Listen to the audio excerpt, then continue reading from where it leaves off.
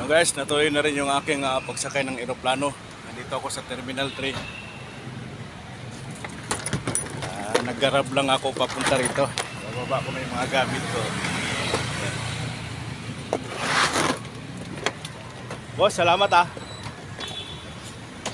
Hilain ko na yung aking bagahe.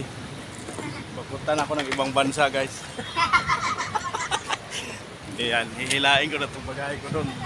Dito na. Natuloy na rin yung pag-abroad ko.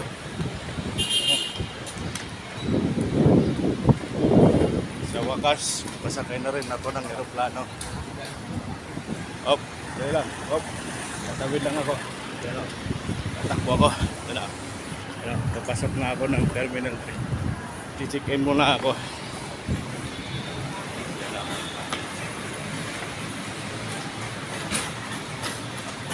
So yun guys, natuloy na rin yung ating pagsakay sa eroplano.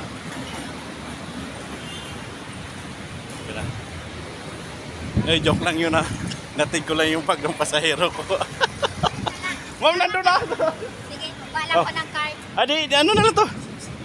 Ada. Sige, salamat. Di na!